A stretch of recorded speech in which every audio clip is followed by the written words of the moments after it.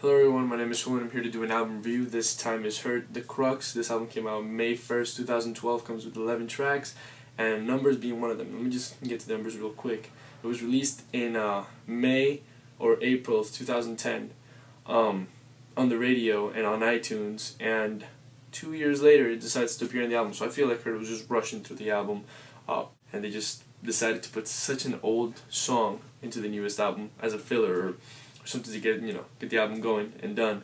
I don't get mad, but Numbers just does not fit. Especially, it's the fact that it's so upbeat.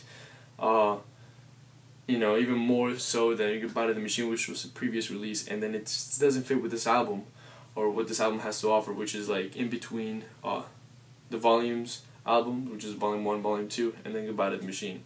That's where the Crux lands, right in the middle, which is really good if you want to get into Hurt.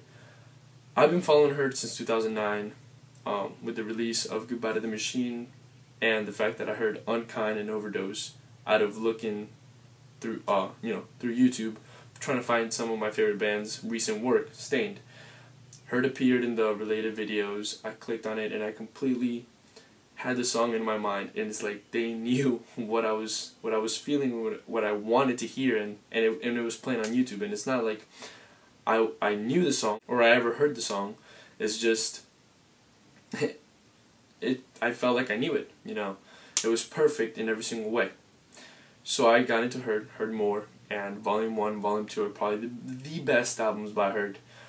Then they explore into a little bit lighter scene with Goodbye to the Machine, which is great, masterful, very nice, melodic compared to that dark, hard to grasp music that you find in Volume 1, like Falls Apart, Cold Inside.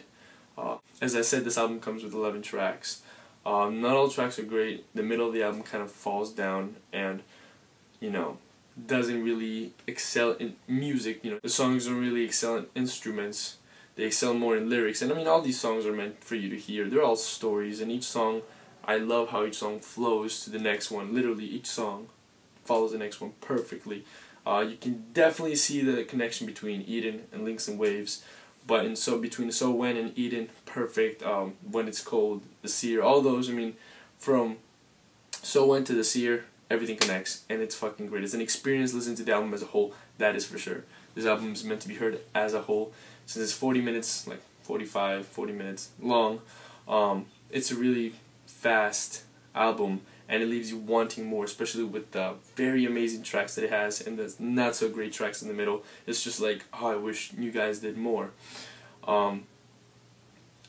Every instrument in this album gets a chance to shine. Alright, no instrument is flushed out. The bass, the guitar, the drums, the craftsmanship that is there between all the artists make songs not boring, not sound the same. Each song is fucking different, and I mean this.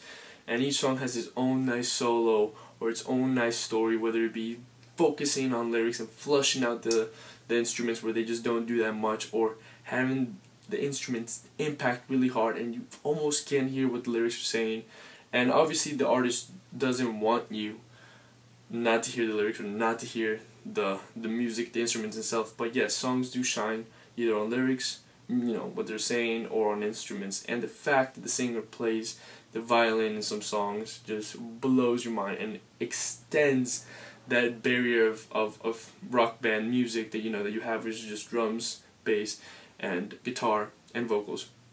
It expands it into a violin, and the violin is not something you've heard in every other album that uses an orchestra or just a normal violin. This violin plays as its own human being trying to sing, and obviously the violin doesn't sing, but he plays it in solos, he plays it in riffs. It's not just following the music, but it's being its own standout instrument that it's meant for you to hear. You hear, it's a different instrument, you go, wow, that track is fucking amazing. As I said, each song has its own little thing. You know what each song is, especially songs like Numbers, which does not belong here. The radio friendly How We End Up Alone. The weird song When It's Cold, that it's okay, and the story based or lyric based theme song Adonai. Now The greatest songs here: So When, Eden, Links and Waves, which is really short. I wish it was down. I wish it was longer.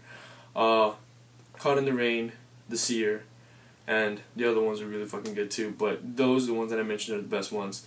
In reality, this album deserves an 8 out of 10. Oh my god, I mean, I wish I could give it more, but I'm trying to be as unbiased as possible because I want you guys to know what you're getting into. And this album is not as dark as the Volumes, which is like songs like Cold Inside. God, it's just, wow, it's pretty insane. Or Overdose. But it's not also as out there and light, even though, Goodbye to the Machine is pretty heavy, but I'm saying, like, compared to the Volume albums, Goodbye to the Machine is very different.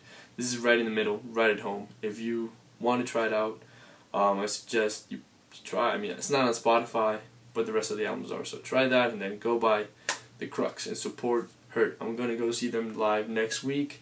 They're like $15 a ticket. If they come to your town, you should definitely check them out. Thanks for watching, and stay tuned.